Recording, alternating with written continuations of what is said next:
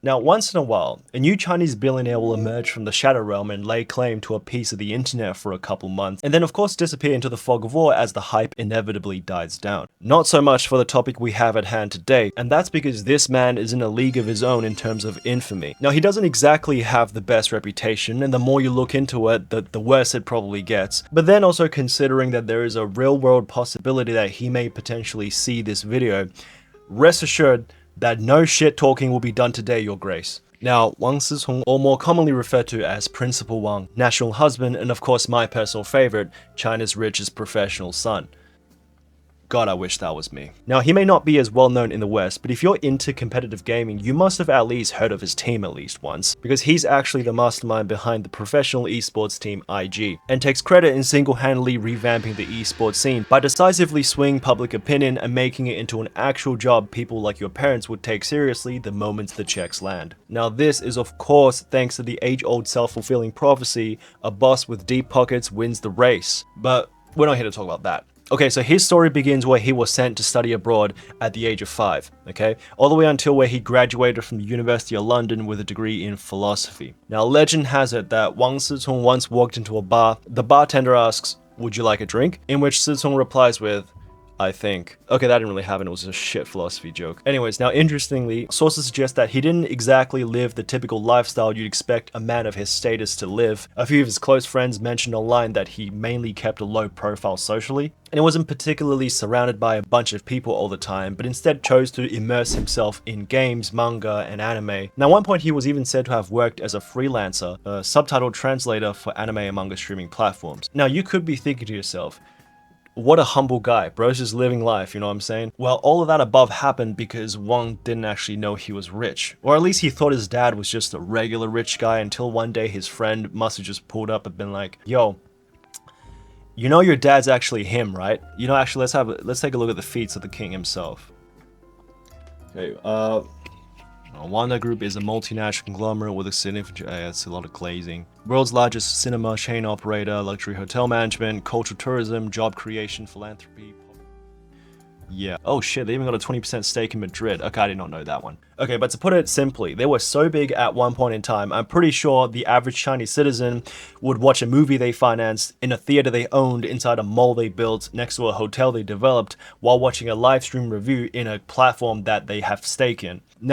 Now that's diversification. Yeah, anyway, so after that talk with his friend, apparently he called his dad one night and was like, "Yo, so I heard we got money." And I'm just confident his dad must have just been like, "You might want to sit down for this one, my only son." Yeah, so after that call, just like any regular sane person, he must have just been like, "Well, what the fuck am I doing with all that wagey bullshit?" So he flew his ass back to China after completing his studies at the UCL, and that's where the real story begins. Now, the earliest photograph I managed to find was this one, which was uploaded roughly at a similar time he was rumored to have come back, where we can see the man in his full former glory, a little different to how he looks now. But there's actually a public discussion thread posted on Xiaohongshu comparing how he looks then versus how he looks now. And obviously there's no real answer to this, but the answer that I like the most is actually posted by a netizen in the comment section that pretty much sums it up. "In the UK, I thought I was richer than the average family and was fighting for love, but then I found out I was actually the ceiling of wealth and turned evil." Now, whilst the exact date of his return isn't publicly documented, it was likely to be around 2009, as that's when he began serving as the director in Wanda Group. Perhaps the craziest thing here is that in the official Wikipedia page, it was actually documented. Wang Sicong became a director of Wanda Group after returning from the UK, but he is not responsible for any affairs. Nice. Now, at this point in time, Wang Sicong isn't exactly a household name in wider Chinese society yet. I mean, sure, I guess in the business and corporate world, everybody would know who he is, but in the outside circles, nobody knew who he was. So the first key component of Sicong's villain origin story is as an infamous wedding crasher, where the dude reportedly went to a wedding of another notorious business tycoon, in which during the wedding, Xiaofei the groom claims that his mother knew Sicong's father, the CEO of Wanda, in which of course the Wanda CEO Prince was like, "Yeah, but his ass don't know her though."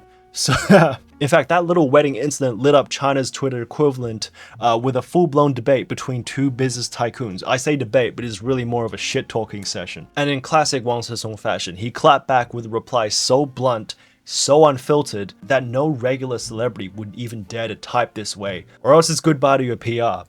And I'll show you the debate. Little idiot is drunk and comes to me to act insolent. A disgusting mother and son. Do some real business. You are either putting on a show or running away from a lawsuit every day. Aren't you tired? You have the nerve to pretend to be a rich second generation with those 2 steel padlocks in your trouser pockets. Your car with military license plate is a symbol of your power. Your celebrity wife is a proof of your upper class. Go look in the mirror. You are over 30 and you're doing useless things all day long. Damn, dude got cooked.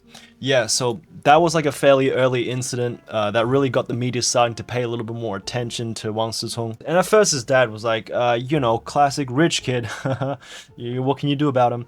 But then he starts talking more shit online, saying another celebrity's English sucks, even starts hating on people who's never been outside the country. But the most famous case in the Wang Sicong multiverse is that one time where he publicly criticized a movie, and I can't seem to find a screenshot for some reason, but it was definitely true. And of course, seeing your favorite movie get flamed by some unknown rich kid is obviously, it's a sad moment, right? So of course, some netizen took the matter into his own hands and left a message under his Weibo account saying, what gives you the right to spout all this nonsense? Do you own the cinema or something? And then some other dude replied in the same thread, well, yeah, his father is the CEO of Wanda. So matter of fact, bro does own the cinema. But of course, the unhinged shit talking goes on and on and on, and his dad was like, okay, this cannot continue, okay?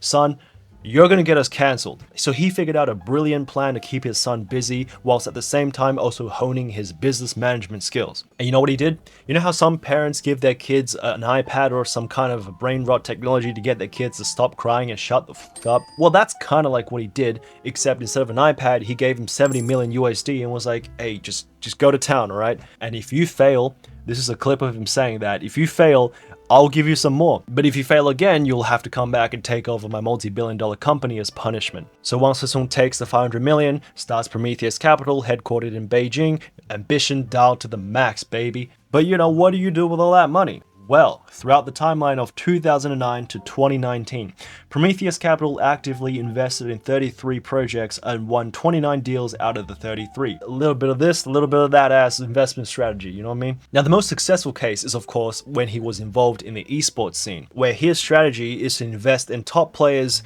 and pay them 2 to 3 times more than what the other guy was paying. And this way, he gets to monopolize all the players in the country and create the strongest team in the world. But the biggest move Prometheus Capital ever made was when he established PandaTV, a Twitch competitor, in 2015. Matter of fact, what he did here was actually pretty revolutionary at the time as well, okay? No glaze, no glaze. Because nobody has really done this at the same scale that he's done this with PandaTV in China at the time, and that is the idea of streamer bidding. Now, a quick rundown of how that works is, imagine if I had a streaming platform called JGAO TV and I had more capital than any other streaming platforms in the world, or in the country at least. What would I do? Now, JGAO TV doesn't make any money. It's an empty platform and therefore it has no value. What has values is the streamers themselves. So what JGAO TV would do in this sense is go to every single streaming platform, find the biggest streamers on their platform and outbid them, usually 2 to 3 times the market price, and of course, have them come to my platform instead. And this is so when they make the move to my platform,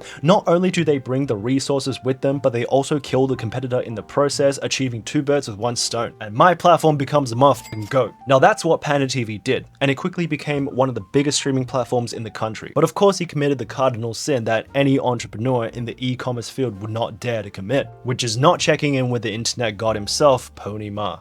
So when the main Ma himself, the founder of Tencent, found out that this competition was coming, they began strategically investing in PandaTV's competitors so that they can actually bid back, whilst also shutting down Panda's revenue sources, so the platform is left with a business model that is high cash burning with no sustainable revenue. So first year of PandaTV's operation, they lose 500 million. But that's okay, it'll pay off in the long run. Now in 2016, they're still in the red 500 mil, but that's okay. Lightning doesn't really strike the same spot 3 times. In 2017, they're in the red 700 million. I mean, that's bad, but they're still buying 100-inch Sony TVs. It could be worse. And in 2018, they're in the red 1 billion. Now, although that may sound bad to the average peasant, to Wang Sicong that was nothing more than a mere scratch. In fact, he was still talking shit. This one's my personal favorite. Fucking hell, Wanda Vista Hotel Shanghai is the most stupid hotel I've ever stayed in, and it's owned by my own family. Amazing. Now, just when you thought this couldn't get any better, His own dad literally replies with, "Fucking hell, Wang Sicong is the most stupid rich second generation I've ever seen, and it's my own child. Amazing." I don't actually have any commentary for this one. This is just beautiful. It's just beautiful. But in terms of PandaTV, I guess it's not looking so bright due to the amount of debt they've been racking up day by day ever since the platform was created. So by now it's pretty clear that there is now a thought in Wang Sicong's mind that haven't been in his mind since probably his birth, and that is, oh shit, what am I gonna do with all these liabilities? Well, obviously it's to buy his dog Coco a brand new G63 and a Huracan. No, but seriously, there's actually a bigger problem here. While at this point, the internet monopoly Tencent, who was low-key responsible for it all, expresses strong interest in acquiring the streaming platform PandaTV, obviously to compete the final piece on the monopoly board. So the negotiations begin. But around mid-2018, a piece of dating rumor begins to spread that Wang Sicong and the CEO of Tencent's Ma Huateng's daughter had intimate relations. Now, I can say this is false, okay? But I ain't no pony ma. The rumor was rumored to have spread by an unknown competitor in hopes to sour the deal between the two companies. And because Wang Sicong had a history of being a playboy, it seems pretty real. So the main ma hears the news, explodes in rage, and cancels the deal. So 2019, the company goes bankrupt and Wang Sicong is left with a bunch of debt. Prometheus Capital though was still doing well, that's a separate entity, but PandaTV's fucked. And he was actually put on a debtors list by the court, which gave him a no luxury spending rule, which if you know billionaires, that's pretty much a death sentence. Now there's a lot of leaked chats about him failing to riz, as well as this random screenshot of him and Chris Wu where he was supposed to drive 3 hours to see him. Now, Wang Sicong was also commonly referred to as national husband due to his many endeavors in the business field and in other areas. In fact, the most common news that you will be seeing about this dude is him with a different girl in just random places. Like, dude, it's just so fucking random. Now, the most recent capture I could find was actually him in Tokyo in 2014, where bro was just seen walking. It's not really news, but it's funny to see it pop up in my feed once in a while, I guess. But there is essentially screenshots of this guy's private life everywhere on the internet. But the most recent major news about the guy is that he sold all his assets in China and began living overseas. Some say that the prince himself may one day return, while others claim that he has finally settled down into his generational wealth. And yeah, that's pretty much it. Let me know what you think.